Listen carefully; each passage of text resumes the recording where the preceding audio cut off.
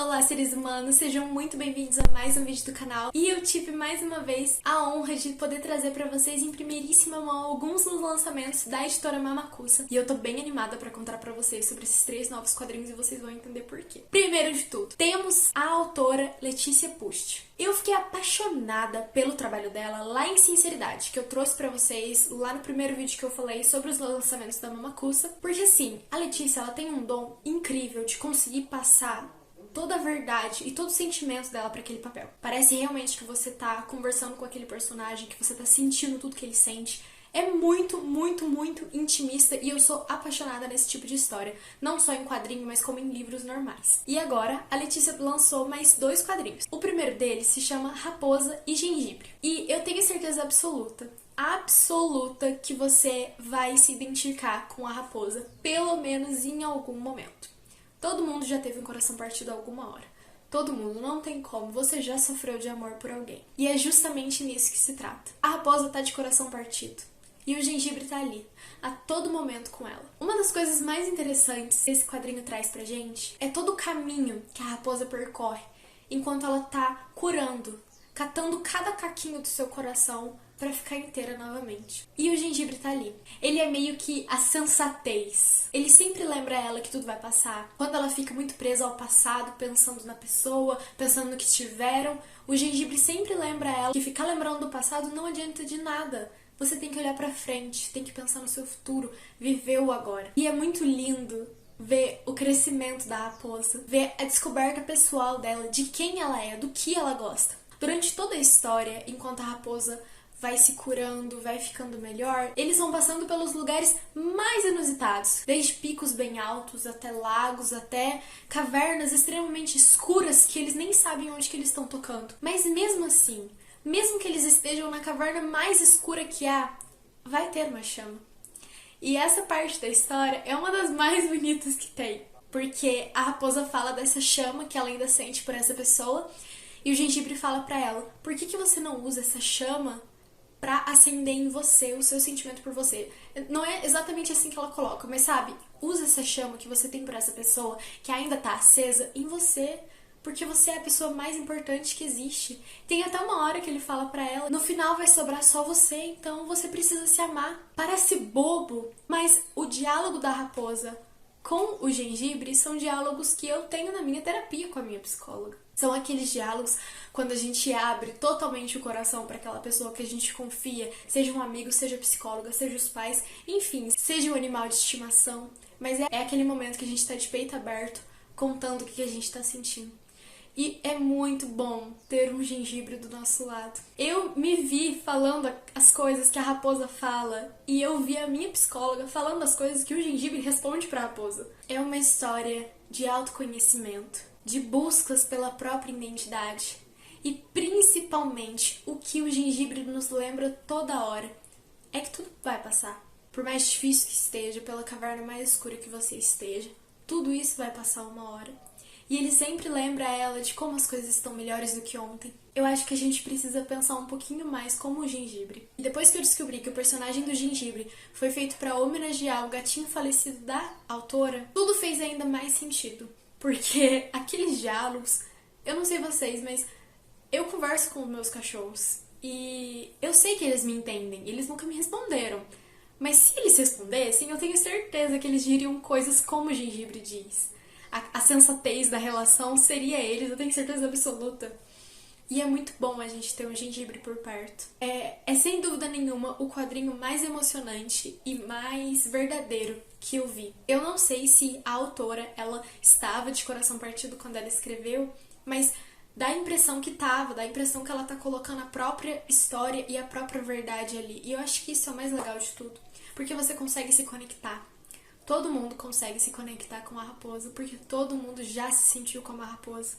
A gente tem um costume de se colocar pra baixo e se menosprezar em cima de outra pessoa que nem fazia bem pra gente, então por que a gente tá fazendo isso? Às vezes te falta um gengibre pra lembrar de algumas coisas bem óbvias, mas às vezes a gente acaba esquecendo.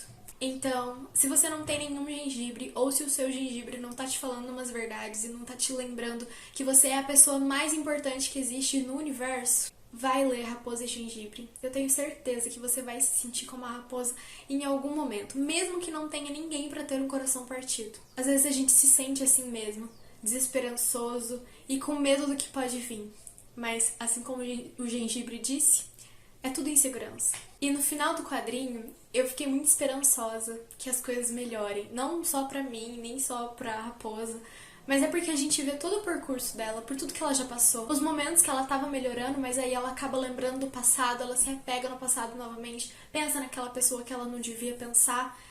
E aí você fica assim, não, calma, vai dar certo. Você fica pensando consigo mesmo, querendo falar isso pra raposa, mas aí o Gengibre tá ali, ele fala isso. E ela respira de novo e tenta mais uma vez, e aí dá outro passo pra frente. Tem uma hora que ela fala pra ele, né? Eu sinto que eu não saio do lugar.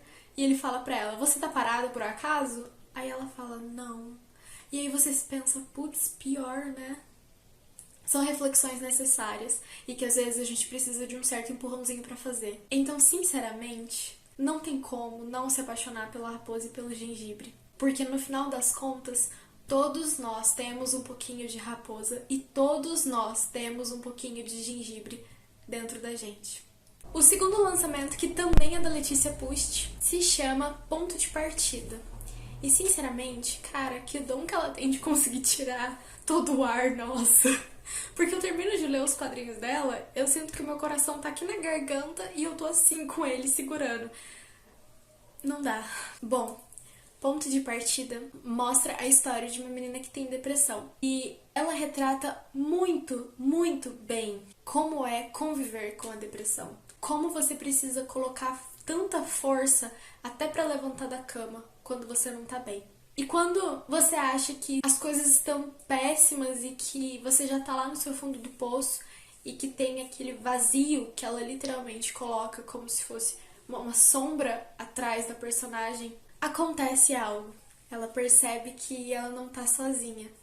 E é esse o ponto de partida para ela perceber que essa escuridão, esse vulto depressivo que fica atrás dela, faz parte dela, mas também não é a única coisa que ela é. E esse ponto de partida é quando ela encontra um cachorrinho que ela nomeia de monstro. E é tão nítida a diferença que um simples bichinho consegue fazer com a gente. Eu, pelo menos, que tenho cachorros, eu sinto isso diariamente, como eles mudam a nossa rotina. Imagino que quem tem gato também sinta isso, quem tem outros bichinhos também. E ela representa com tanta veracidade isso, de como o monstro consegue agitar a personagem principal. Mesmo quando ela tá nos seus piores dias, ele consegue, nem que seja um pouquinho, mudar aquela realidade. E eu espero muito ver ela um dia melhor, sabendo conviver com todos esses monstros que ela tem além do monstro. É uma história extremamente verdadeira e extremamente importante também, principalmente para quem banaliza a depressão e os transtornos mentais como se fosse algo insignificante que a pessoa simplesmente consegue dar um chute e viver a vida tranquilamente. Mas não, é bem mais difícil, é bem mais pesado, demanda muito mais força e às vezes a pessoa acha que nem tem essa força. Então foi muito lindo ver a Boris conseguindo levantar, perceber que por mais que essa depressão faça parte dela, não é só isso que faz ela ser ela. É lindo. O terceiro lançamento me surpreendeu muito em vários aspectos, mas acho que o primeiro dele é o formato que a história foi contada. E não foi em formato de quadrinhos, e eu não esperava isso e achei extremamente interessante. Isso foi uma coisa que já me deixou muito animada logo de cara assim que eu comecei a ler o livro. Mas agora vamos lá. Esse terceiro lançamento, esse terceiro livro, se chama Praia do Eco e conta com a genialidade do Francisco Pascoal. E aí vocês me perguntam, tá, mas por que essa genialidade? Simplesmente porque ele conseguiu pegar um fato do cotidiano, quer dizer, do atual cotidiano, de algo que está acontecendo conosco hoje em dia, agora, nesse exato momento e já há alguns meses, que é a pandemia do vírus, e transformou isso em uma história ficcional, mas nem tão ficcional assim, e prolongou essa pandemia para uns 3 anos a mais. Dá um baque na hora que você lê, porque você começa a ver como está a sociedade criada pelo Francisco Pascoal, e você pensa assim, meu Deus, se as coisas continuarem hoje como estão desse jeito, é bem capaz da gente chegar lá onde ele tá colocando que a gente pode chegar. Porque assim, essa pandemia desse vírus aí já tá acontecendo já faz 3 anos. Entre idas e vindas de milhares de quarentenas, faz o isolamento social, depois libera o comércio de novo, depois fecha de novo, depois libera, depois fecha, depois libera. As cidades estão um caos, tá todo mundo trancado em casa, as pessoas mal se relacionam mais, tá tudo de cabeça para baixo. E aí o nosso personagem principal decide sair da cidade grande e ele encontra uma cidadezinha litorânea com umas praias maravilhosas chamadas Itarema. E essa cidadezinha, ela é uma cidade pequena, tem poucos moradores, é uma cidade bem tranquila, bem pacata, e ele decide querer morar lá. Ele tem que fazer várias coisas pra conseguir ir pra lá, até porque é uma cidade pequena que fechou mesmo durante essa pandemia. Poucas pessoas entram, poucas pessoas saem. Eles têm um controle extremamente rigoroso para que o vírus não se espalhe, para que não fique caótico como ficou no resto do Brasil e do mundo. Eles têm algumas coisas muito estranhas acerca de Itarema. Por exemplo, eles têm uma internet local só deles, redes sociais só deles, porque eles não querem que o mundo saiba de Itarema, porque eles não querem que as pessoas vão pra lá. Eles pagam pouquíssimo de água, pouquíssimo de luz, porque tem uma usina solar ali na cidade que produz toda a energia pra cidade, e aí a cidade é tipo autossustentável. A internet de lá é extremamente rápida, tipo do Japão.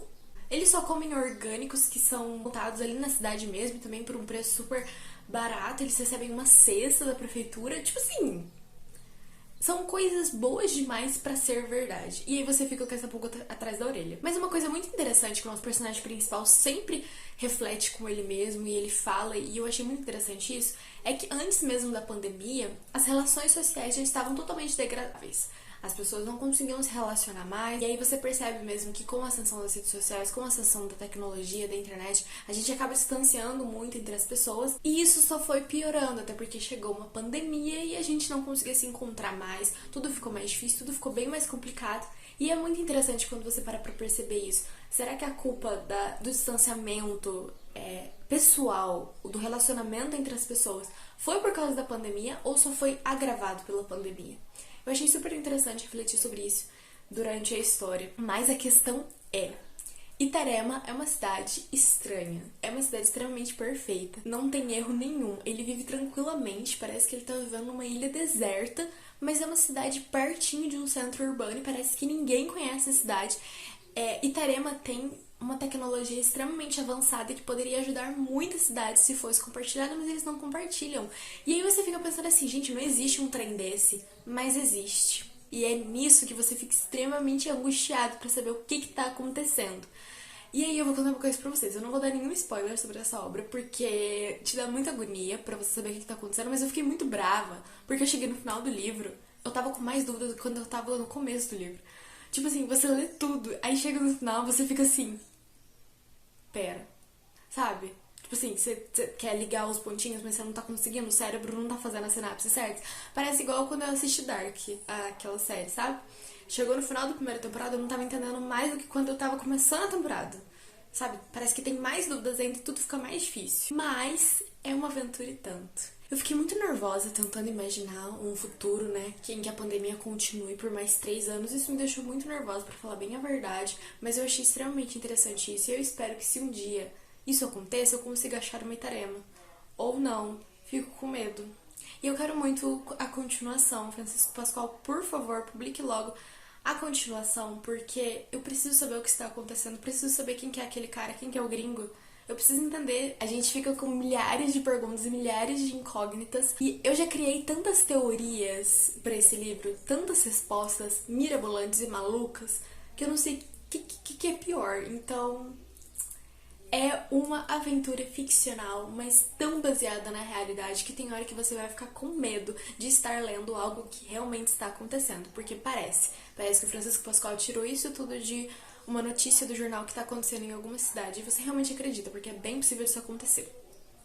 Mas foi isso. Praia do Eco me trouxe sentimentos angustiantes, me trouxe sentimentos de investigação, de querer saber o que está acontecendo. Raposa e Gengibre e Ponto de Partida já me trouxeram um lado mais emocional, mais emotivo. São aqueles tipos de livros que eu gosto de ler quando eu não tô muito bem, porque eles me lembram um pouquinho dessa graça da vida e de como a gente ainda tem muita coisa pela frente. Então, são obras bem diferentes, mas que ao mesmo tempo se casam dependendo do momento que você for ler. Eu espero muito que vocês gostem. Eu vou deixar o link aqui na bio do site deles e também dos livros pra você poder comprar na Amazon. E eu tenho certeza que vocês não vão se arrepender. Eu espero muito mesmo que vocês gostem. E por favor, tomem cuidado, fiquem em casa, tomem todos os cuidados necessários, porque eu realmente não quero viver a realidade de Praia do Eco, de mais 3 anos de pandemia. Não, gente, não dá, não dá. Isso precisa acabar logo. Então, por favor, tomem cuidado. E até a próxima semana. Tchau!